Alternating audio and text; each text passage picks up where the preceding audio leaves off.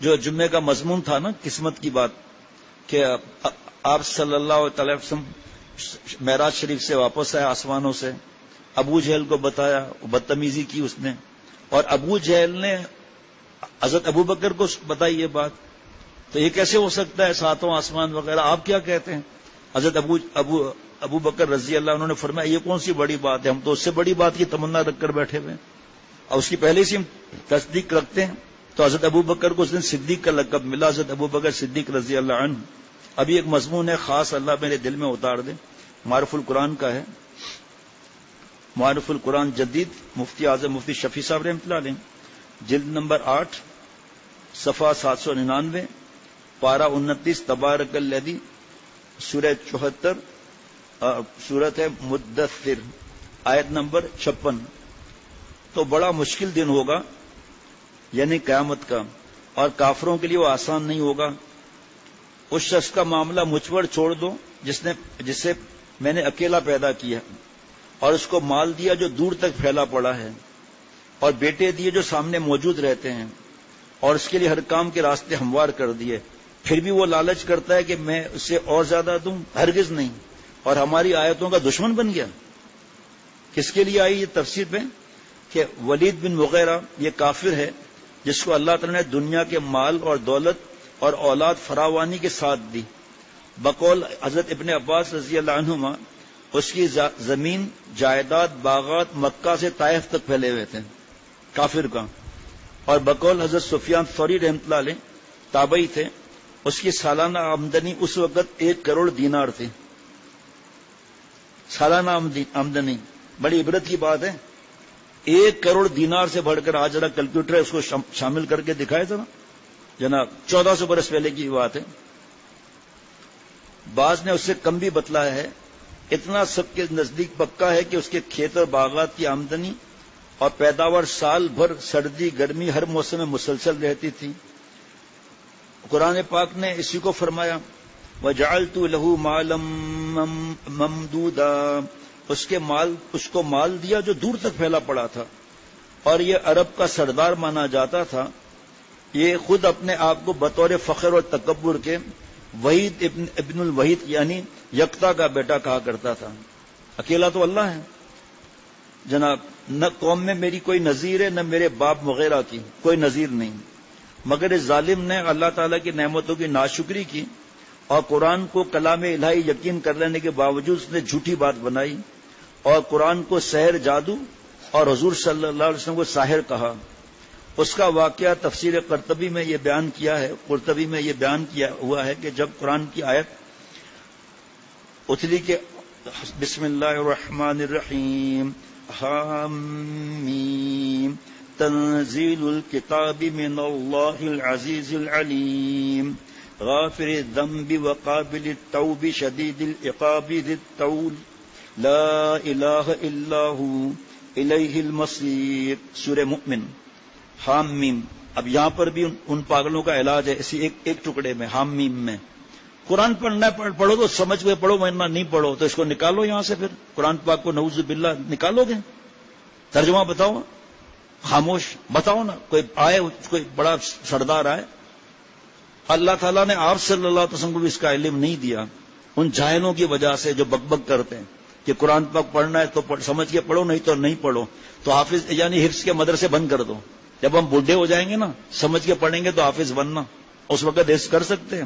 اصل میں جو مینٹل کیس ہے نا، جو شیکسپیئر کے چیمپئن ہیں، تو ان کی باتیں سنتے ہیں یہ لوگ. خود قرآن پڑھنا نہیں آتا، تدبر سے قرآن پاک نہیں پڑھتے، قرآن پاک کے شان میں گستاخی کرتے ہیں. یہ کتاب اللہ تعالیٰ کی طرف سے اتاری گئی ہے،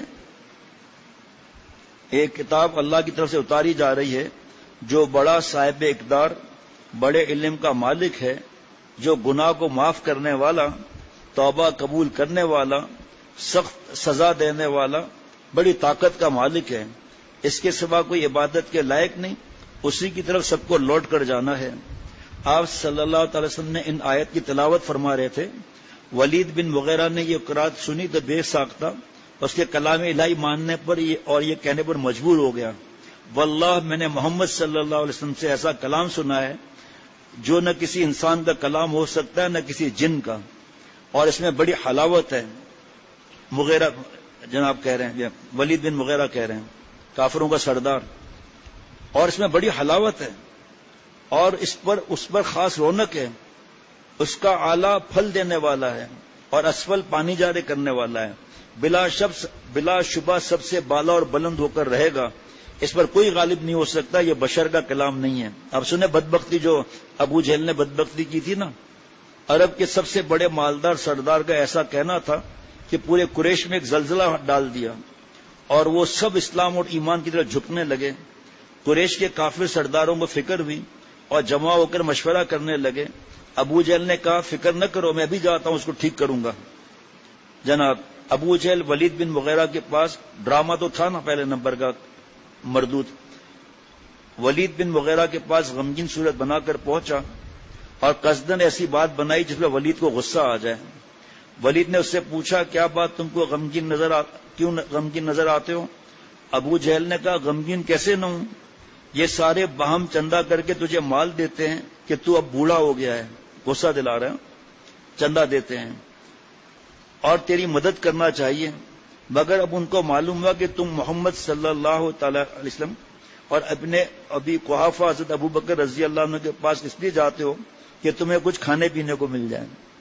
یہی خاندان کے جھگڑے کا بھی یہی معاملہ ہے، اپنی طرف سے جھوٹ، اور ان کو خوشامد میں ان کے کلام کی تحسین و تعریف کرتے ہوں. ظاہر ہے کہ قریش کا چندہ کر کے ولید کو مال دینا بھی جھوٹ تھا، جو صرف اس کو غصہ دلانے کے لیے بولا گیا، اور آپ صلی اللہ علیہ وسلم سے کھانے کی چیزیں لینا تو جھوٹ تھا ہی. اس پر ولید بن مغیرہ کی غصے کی انتہا نہ رہی. اس کے نتیجے میں اس پر اپنے تکبر اور اس کا حیوان سوار ہو گیا. کہنے لگا کہ محمد صلی اللہ علیہ وسلم اور ان کے ساتھیوں کے ٹکڑے کا میں محتاج ہوں؟ کیا تم کو میرے مال اور دولت کی کثرت کا معلوم نہیں؟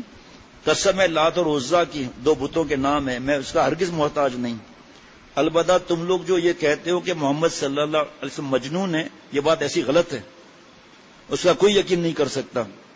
کیا تم میں سے کسی نے ان کو کوئی مجنونہ کام کرتے ہوئے دیکھا ہے؟ ابو جہل نے اقرار کیا، اللہ واللہ نہیں، واللہ اللہ کی قسم ہم نے کوئی ایسا کام ان کو نہیں دیکھا. دیکھو بدبختی، سنتے جائیں، ایمان کو تازہ کریں میں اور آپ اور جو سننے والے ہیں.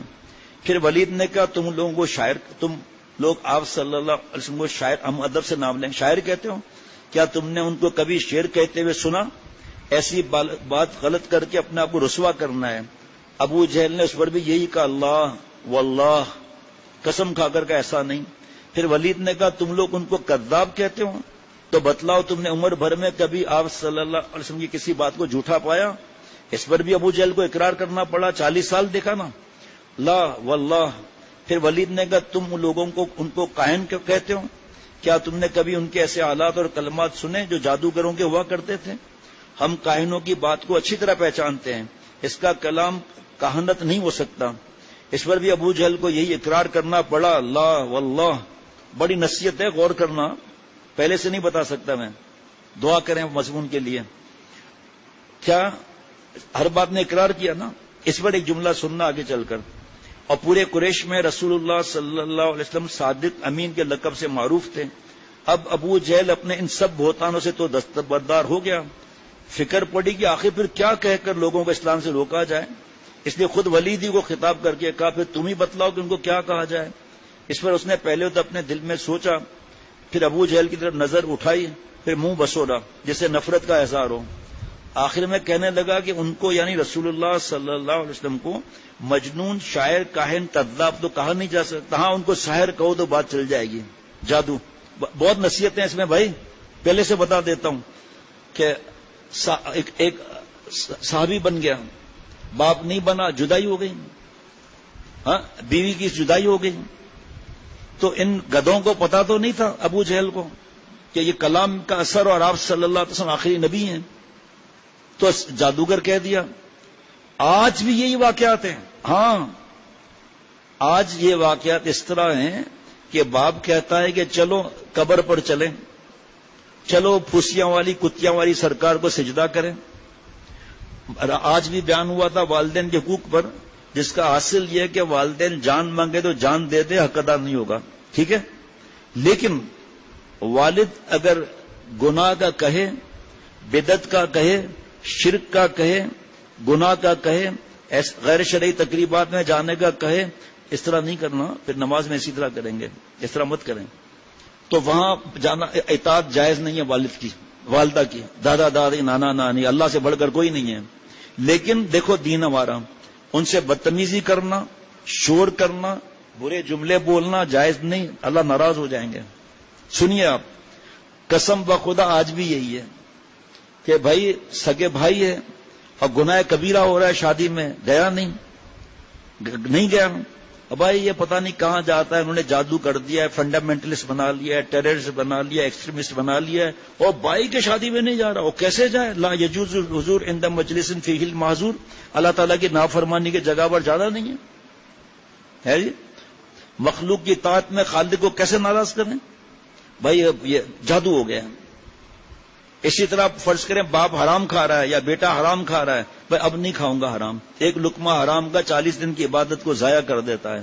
تو آپ یہ واقعات سنتے ہوں گے، بھائی کیا پتہ نہیں کیا جادو ہو گیا ہے، پتہ نہیں کہاں جاتا ہے، اس کو برین واش کر دیا ہے. ایک صاحب کا پورا خاندان ننڈیال ددیال بڑے بڑے چیزوں میں، بڑے بڑے پوسٹوں پر، یہ شخص بدل گیا. تو اس کو کہنے لگے کہ تم مت جاؤ وہاں، تمہارا اس نے برین واش کر دیا ہے. تو اس نے کہا اللہ کرے سب کا ایسا برین واش ہو جائے کہ اللہ کو ناراض نہ کرے. حضرت پوچھتے تھے کچھ فائدہ ہو رہا ہے بھائی؟ دل کی حالت کچھ صحیح ہو رہی ہے، مزیدار ہو رہی ہے؟ دیکھتے جائیں. ابھی وہ اس کا میں نے جواب نہیں دیا کہ ابو جہل نے جھوٹ نہیں بولا، ابھی اس کو نہیں بتایا، آگے آئے گا. اچھا آپ صلی اللہ علیہ وسلم کے لیے جادوگر کہہ دو، ولید کہہ رہا ہے کو اس میں تو، کیونکہ وہ تو زبان پہ چل پڑا تھا کہ اب باپ پر ہاتھ اٹھا دیا. بھائی آپ صلی اللہ علیہ وسلم کے شان میں گستاخی کرنے پر آپ صلی اللہ علیہ وسلم فرمایا نہیں والد ہے، یہ اس طرح نہ کرو جناب. ہاں ان کو ساحر کہو تو بات چل جائے گی. یہ کمبخت خوب جانتا تھا کہ رسول اللہ صلی اللہ علیہ وسلم ساحر بھی جادوگر بھی نہیں، اور نہ آپ کے کلام کو ساحروں کا کلام کہا جا سکتا ہے. مگر اس نے بات بنانے کی یہ صورت تجویز کی کہ آپ کے کلام کے آثار ایسے ہی ہوتے ہیں جیسے جادوگروں کے.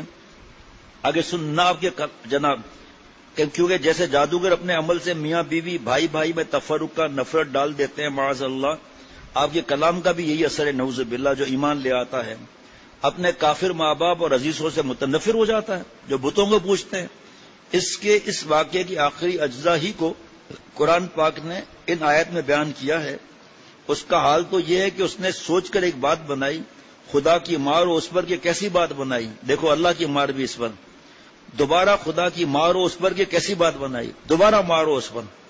پھر اس نے نظر دوڑائی، ثم عبس و بصر ثم ادبر واستکبر فقال ان هذا الا سحر یؤثر.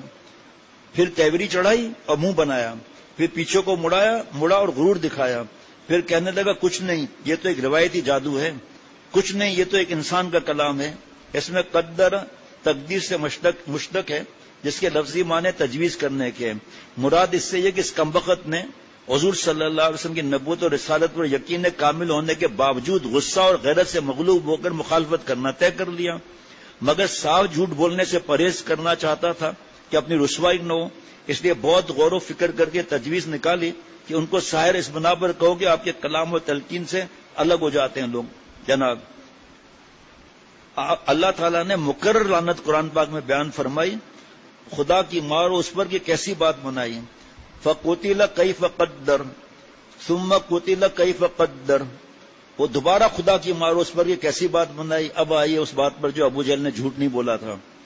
حضرت مفتی اعظم فرما رہے ہیں غور کیجئے، یہ قریشی سردار اور سبھی کفار فجار طرح طرح کے معاصی اور فواحش میں گرفتار تھے، مگر جھوٹ ایک ایسا عیب ہے کہ کفار بھی اس سے بھاگتے تھے. جناب جھوٹ حرام ہے، گناہ کبیرہ ہے. جھوٹ سے منہ سے بدبو آتی ہے، حدیث پاک فرشتے دور چلے جاتے ہیں. اور حدیث پاک ابو ذر 3 قسم کے لوگوں کو 4 قسم کا عذاب ملے گا. نمبر 1 اللہ اسے قیامت کے دن بات نہ کریں گے. نمبر 2 شفقت سے دیکھیں گے نہیں. نمبر 3 اس کا تزکیہ نہیں ہوگا، گناہ نہیں چھوڑ سکے گا. نمبر 4 اللہ اس کو دردناک عذاب دی جائیں گے. اے نبی صلی اللہ علیہ وسلم وہ 3 لوگ کون؟ فرمایا ایک وہ جو اوپر سے لباس آ رہا ہے، مفہوم کے ساتھ بتا رہا ہوں، چاہے احرام ہو، چاہے جبہ ہو، چاہے لنگی ہو، چاہے ٹراؤزر ہو، چاہے شلوار ہو، چاہے پائجامہ ہو، اسے ٹخنا چھپاتا ہے. بخاری، یہ مسلم شریف کی روایت ہے، بخاری شریف کی روایت ہے، ما اسفل من الکعبین من الازار فی النار، چلنے کی حالت میں، کھڑے ہونے کی حالت میں اوپر سے جو لباس آ رہا ہے اسے ٹکنا چھپانا حرام ہے، اتنا سا آگ میں جلے گا جناب۔ اور یہ مسلم شریف کی روایت سنا رہا ہوں۔ ایک وہ مرد جو ٹکنا چھپائے جو اوپر سے لباس آ رہا ہے، دوسرا وہ جو جھوٹ بول کر سودا چلا ہے، تیسرا وہ جو احسان کر کے جتلا ہے۔ یہ مضمون رہ جائے گا، اس لیے تفصیل نہیں۔ آج اسمارٹ بنتے ہیں کہ ہم نے جھوٹ بول کر یہ کام کر لیا۔ قسم خدا کی گھر میں پڑھائی اتنے کا ہے جی، جھوٹے جھوٹے معاملات، سیمپل ایک چیز دکھا رہے ہیں دوسری، فلم دیکھ رہے ہیں گندی، ابا پوچھ رہا ہے قسم کھا رہے ہیں، نہیں میں تو کچھ نہیں دیکھ رہا تھا، میں تو نعت شریف سن رہا تھا۔ کیا عرض کریں، اس وقت بچوں کو سمجھانے کے لیے باتیں ذہن میں آ رہی ہیں، لیکن گھڑی بھی دیکھنا پڑتا ہے جناب۔ ابو سفیان کا واقعہ قبل از اسلام جو دربار کیسر روم میں پیش آیا، اس سے بھی یہ معلوم ہوا کہ یہ لوگ آپ صلی اللہ علیہ وسلم کی مخالفت میں اپنی جان اور اولاد تک کو قربان کرنے کے لیے تیار تھے، مگر ایسا جھوٹ بولنے کے لیے تیار نہیں تھے جس سے ان کو دنیا میں جھوٹا کہا جائے۔ آج مسلمان، ایک حضرت جیون شاہ رحمۃ اللہ علیہ سادے تھے، بہت سادے تھے، لوگ مذاق بھی اڑاتے تھے اس اللہ والے کا۔ ایک بار ایک صاحب آئے کہ حضرت مسلمان، دو گاؤں ہیں مسلمانوں کے، اس کے درمیان پل ہے، وہ ڈاکو چوری کر کے بھاگ گئے۔ حضرت وہ جناب اللہ والے سجدے میں گر کے رونے لگے، اللہ ڈاکوؤں کے دل میں خوف ڈال دے، وہ پل واپس کر دے، اللہ مسلمانوں کو خسارہ ہو رہا ہے، اے اللہ آپ بڑی طاقت والے ہیں۔ حضرت پھر روتے سے اٹھے تو کسی نے کہا حضرت اتنی بھی سادگی اچھی نہیں ہے، اتنا اسٹیل، کانکریٹ، بجری، بیم، پلر، کبھی پل چوری ہو سکتا ہے؟ فرمایا بیٹا پل چوری ہونا ممکن ہے، مسلمان جھوٹ بولتے ممکن نہیں ہے۔ یہ سب قیامت کے دن اترے پترے ظاہر ہوں گے، اللہ میری اور مومن کی معافی کا فیصلہ فرمائے، خاتمہ ایمان پر نصیب فرمائے۔ وہاں یومئذ تحدث اخبارها، زمین خبریں اگلے گی، کرامن کاتبین یعلمون ما تفعلون، اور اليوم نختم على افواههم وتكلمنا ايديهم وتشهد ارجلهم بما كانوا يكسبون۔ آنکھ کہے گی چشم گوید کردام غمزہ آرام ہے، اللہ یہ آنکھوں کا زانی تھا، دوسروں کی بہو بیٹیوں کو بھابھی، سالی، بمانی، چچی، ماموزاد، خالازاد، تایازاد، پھپھیزاد، فیس بک، یوٹیوب اور لڑکیوں کو پھنساتا تھا، ان آنکھوں کا زانی تھا۔ بخاری شریف کے ساتھ سے زین العین نے نظر۔ اب آنکھ کو روکو، اس وقت آنکھ کو نہیں روک سکتے آپ۔ یہ ہمارے اعضاء ہمارے دوست نہیں ہیں، اللہ کی سی آئی ڈی ہے۔ میں قرآن پاک سے عرض کر رہا ہوں، کان بولیں گے، زبان بولے گی، ہاتھ بولیں گے، پیر بولیں گے۔ کسی نے کہا کیسے بولیں گے؟ فرمایا زبان کیسے بولتی ہے؟ کوئی بول نہیں سکتا، اس کی زبان نہیں ہوتی کیا؟ اللہ جب چاہیں گے تو آنکھ بھی بولے گی، کیسے بولے گی وہ مرنے کے بعد پتا چلے گا، خدا نہ کرے کہ پتا چلے۔ اللہ مجھ سمیت سب کو معافی عطا فرمائے۔ ہر مسلمان جو گزر گئے، جو موجود ہے، جو قیامت تک آئیں گے، اللہ اپنی رحمت سے معاف فرمائے ہمیں۔ ارے معافی کا مزہ الگ ہے، وہ بھی آج تھوڑا بیان ہوا تھا جمعے میں، مایوس ہو جاتے ہیں۔ افسوس کہ اس برباد ہونے والی، ختم ہونے والی دنیا، ترقی کے زمانے میں یہ عیب ہی نہیں رہا، بلکہ سب سے بڑا ہنر بن گیا، اور کفار اور فجاری نہیں، دیندار مسلمانوں کے دل سے بھی اس کی نفرت نکل گئی۔ بے فکر، بے دکان جھوٹ بولنے اور بلوانے کو فخر کے ساتھ بیان کرتے ہیں جناب۔ ابھی بیانات میں آ کے ایک آدمی نے، وہ کیا بولتے ہیں، کنسٹرکشن کا کیا ہوتا ہے، وہ جو بھی ہوتا ہے، وہ کمپنی جو فلیٹ بناتے ہیں، اس نے ریزائن دے دیا۔ بھائی کیوں؟ کہ مجھ سے جھوٹ بلواتے ہیں، اور پھر وہ آ کے مجھے ذلیل کرتے ہیں۔ لوگ آ کر کے داڑھی رکھتا ہے، شرم نہیں آتا، جھوٹ بولتا ہے۔ مجھ سے جا کر کہتے ہیں جاؤ ان کا فلیٹ کینسل کر کے ان کو جا کے بتاؤ کہ آپ نے 2 جو ہے قسطیں نہیں دی، فلیٹ کینسل، کیونکہ فلیٹ کے دام بڑھ گئے۔ اب مجھے گالیاں دے رہے ہیں لوگ کہ میں نمازی ہو کر ایسی بات کرتے ہوں۔ چھوڑ دیا، کہا جھوٹ بول کر جب پتا چلا نا اتنا گناہ ہے۔ ولید بن مغیرہ پر اللہ تعالی نے جو دنیا میں انعامات مبذول فرمائے تھے، ان میں ایک یہ بھی تھا، وہ بنین شہودا، یعنی اولاد حاضر موجود۔ اس سے معلوم ہوا کہ جیسا اولاد کا پیدا ہونا اور اس کا باقی رہنا اللہ تعالیٰ کے انعامات ہیں، اسی طرح اولاد کا اپنے پاس حاضر اور موجود ہونا بھی ایک بڑا انعام ہے، جو والدین کے لیے آنکھوں کی ٹھنڈک اور قلب کے سکون کا سب سے بڑا ذریعہ ہے۔ ان کی حاضری سے اپنی خدمت اور کاروبار میں امداد کا فائدہ مزید بڑا نعمت ہے۔ جمعہ کا بیان ملا ہے نا آپس میں کہ قرآن پاک حدیث پاک سے جو مال کے لیے ہجرت کرتے ہیں اس میں کیسی وعیدیں ہیں۔ جو تھوڑا سا بیان کیا تھا، کراچی کے اندر، پاکستان میں اولڈ ہاؤس بن رہے ہیں دھڑا دھڑ، قیمتی ڈالر پاؤنڈ آ رہے ہیں وہاں سے، ین درہم دینار قطری ریال آ رہے ہیں، سعودی ریال آ رہے ہیں، کوئی ہے ہی نہیں دیکھنے والا. چلو بھائی آپ مہینے میں کتنا ہے، ہمارے بابا اما کو آپ دیکھ لینا، وہی کیا دیکھیں گے. یہ جب عرض کیا تھا پتہ نہیں ہے، دھڑا دھڑ جا رہے ہیں، فکر نہیں ہے کہ بھائی کتنا بڑا اس میں کیا بتاؤں کہ بیان لیں وہاں سے.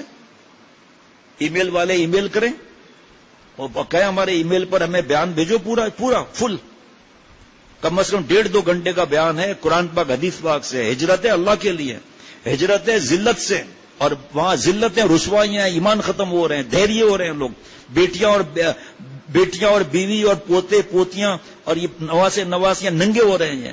ایمان نہیں ہے ان کا، ان کو زیادہ تر کی بات ہو رہی ہے، اور ان کو پتہ نہیں ہم گناہ کر رہے ہیں. قرآن پاک پڑھنا نہیں آتا، اپنے عقائد کا پتہ نہیں، ایمان کا پتہ نہیں، یہود و نصارے کے چپلیں چاٹ رہے ہیں. ساری محنت ایجوکیشن یہاں حاصل کی اور خدمت کرنے کے لیے یہود و نصارہ کے پاس چلے گئے.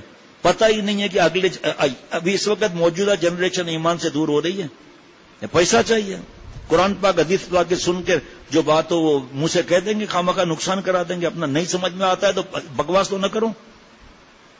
اب وہاں کے لش پش چیزیں چھوڑ کر کیسے آدمی آئے گا بھائی؟ یہاں بوڑھے ماں باپ تڑپ پڑے ہیں، اور یہ کیا اولاد نعمت ہے جو ساتھ موجود ہو، اور اس پہ اس دل کی ٹھنڈک ہو ماں باپ کی.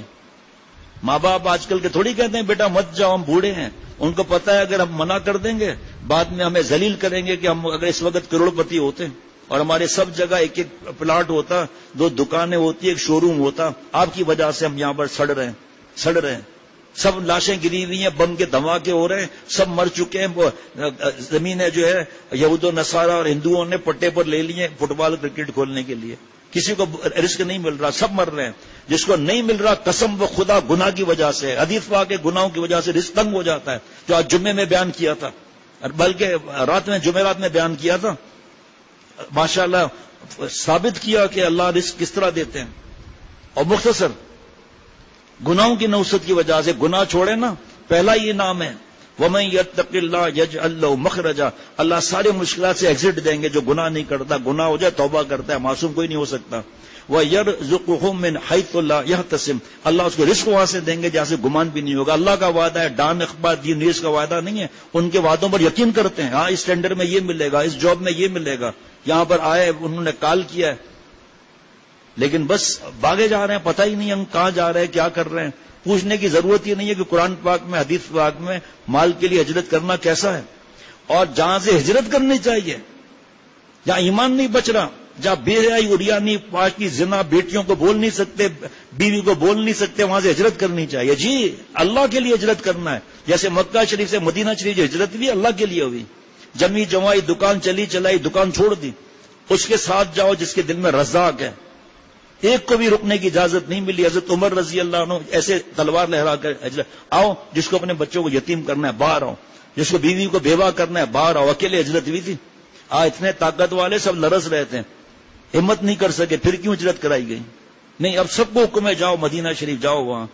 اور کس طرح مہاجر اور انصار میں اللہ نے اخوت کرائی، کس طرح انصار مہاجرین پر فدا ہوئے. جہاں سے ہجرت کرنی ہے آپ حیران ہوں گے. میں مسئلہ بیان نہیں کرتا، غور سے سننا. جو وہاں مسلمان ہوتا ہے نا، حکم یہ کہ اس کو ہجرت کراؤ اسلامی ملکوں کی طرف. سنو، اب وہ نئے مسلمان کو کوئی کہہ سکتا ہے آپ مسلمان ہو گئے ماشاءاللہ، آپ کو دوزخ کے ٹکٹ سیٹ کا جنت کا ٹکٹ مل گیا ہے، آپ کو اسی اسلامک ملک میں جانا چاہیے، ہے نا؟ تو خود کیوں بیٹھا ہوا ہے وہاں پر؟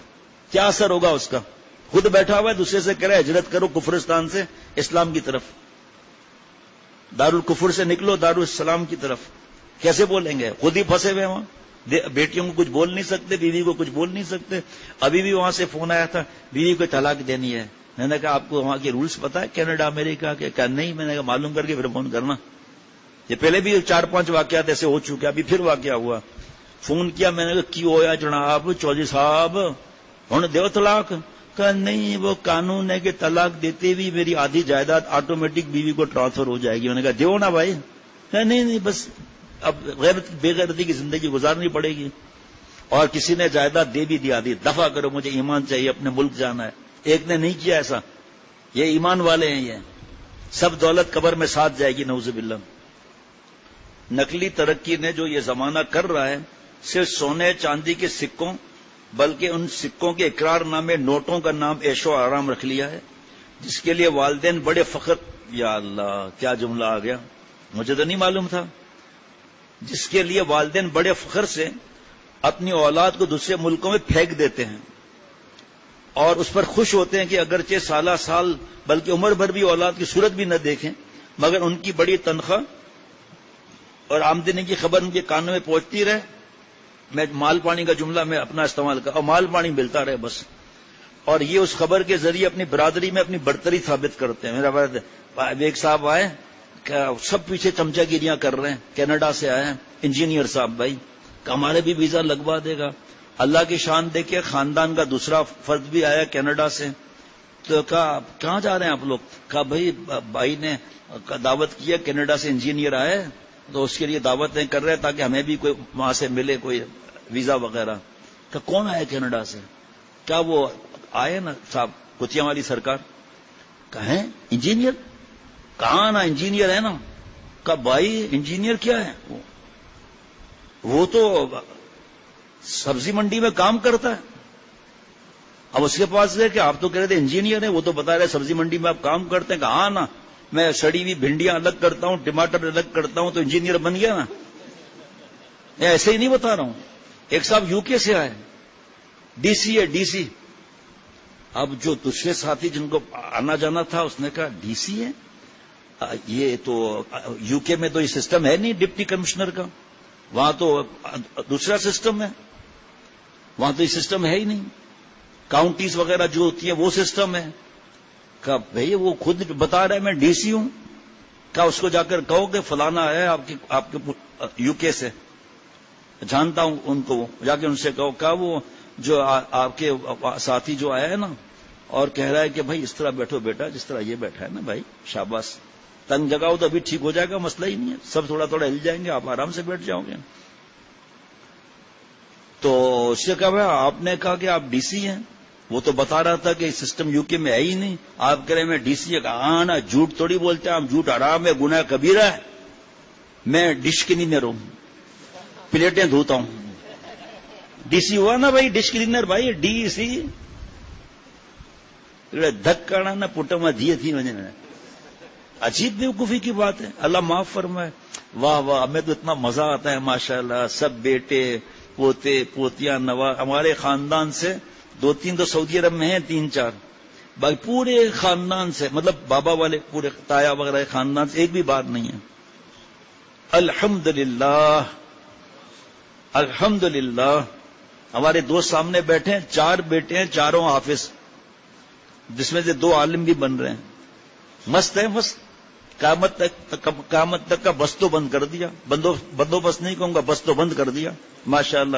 خود تھوڑا چکر باز بھی ہم ہو جائیں، لیکن وہاں سے جو آمدنی ہو رہی ہے اس کو کروڑوں ڈالر کے کنٹینر بھی ہو نا، خلاص ہے بھائی۔